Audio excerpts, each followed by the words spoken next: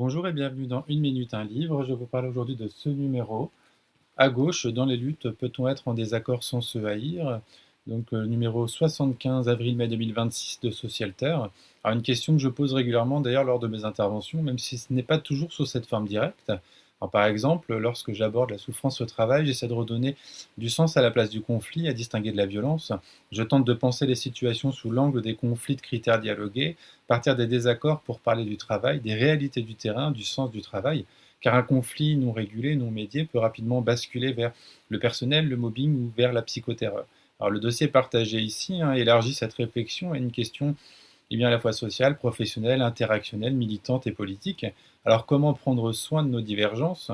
Dans sa contribution, Juliette Rousseau, en s'appuyant notamment sur l'autrice écoféministe Starhawk, rappelle que le conflit peut être fertile et que, je cite, militer, c'est travailler à se retrouver plus qu'à se distinguer.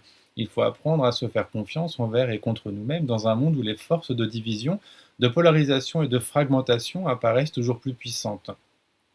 De son côté, Elsadek Marceau explique écrire sur les violences et les conflits pour que nos collectifs cessent de se déchirer. Il devient essentiel de se réapproprier les conflits à l'heure où de nombreux collectifs associatifs ou militants finissent par imploser et où certaines personnes font l'objet de call-out, c'est-à-dire des dénonciations publiques nominatives, qui peuvent parfois devenir des mécanismes d'exclusion.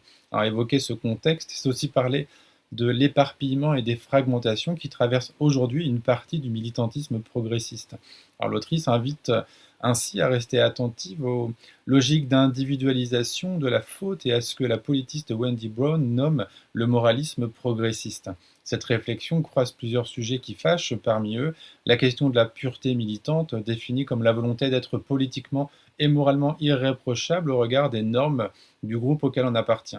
Une véritable course à la perfection peut alors s'installer et chaque erreur, chaque maladresse, chaque faux pas considéré comme politiquement incorrect risque d'être lourdement sanctionné. Elsadek Marceau souligne ainsi que la morale est devenue particulièrement importante dans certains espaces militants et être une bonne personne militante peut parfois sembler plus important que reconnaître ses incompréhensions, poser des questions ou prendre le temps d'expliquer un concept à une autre personne. Une forme d'intransigeance s'est donc installée et c'est un constat qu'on retrouve dans plusieurs analyses d'ailleurs contemporaines des mouvements militants. Alors, les conséquences sont importantes, les personnes visées peuvent se retrouver isolées, tandis qu'au niveau collectif s'installe l'épuisement, la défiance généralisée et parfois l'impossibilité même de continuer à agir ensemble. Alors parmi quelques pistes proposées par Elsadek Merceau, on évoque la justice transformatrice, une approche qui encourage à se réapproprier les conflits plutôt qu'à les fuir ou à les déléguer à des mécanismes purement punitifs. Et comme elle le rappelle, si l'on considère que le conflit vient éclairer les dysfonctionnements et qu'on arrive à s'en saisir sans en avoir peur, il peut nous amener à transformer nos groupes. Alors le conflit devient alors précieux pour les collectifs et les exemples des réussites existent.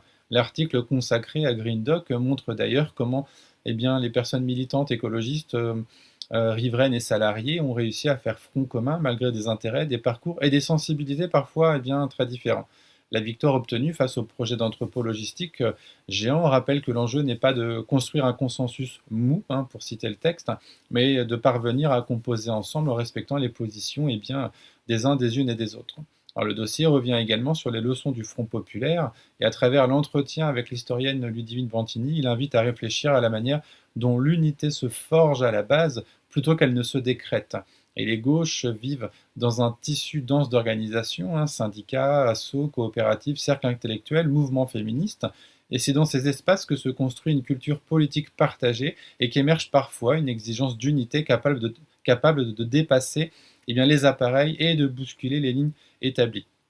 Et comme le rappelle Yann Manzi, un cofondateur d'Utopia 56, à un moment, il est temps de s'unir face à l'ignoble monstre d'extrême droite qui est juste en face de nous. Autrement dit, construire une majorité. Et ce dossier pose finalement une question essentielle. Et si la force d'un collectif ne résidait pas dans l'absence de conflit, bien sûr, mais dans sa capacité à traverser ces désaccords sans se détruire, à une lecture stimulante qui rappelle que prendre soin de nos divergences n'est pas un luxe, c'est peut-être même une condition de possibilité de toute transformation sociale durable. Voilà. Je vous souhaite vraiment de découvrir ce dossier, c'est pertinent, c'est riche et je pense particulièrement utile aujourd'hui. Bonne lecture, bonne découverte et à bientôt.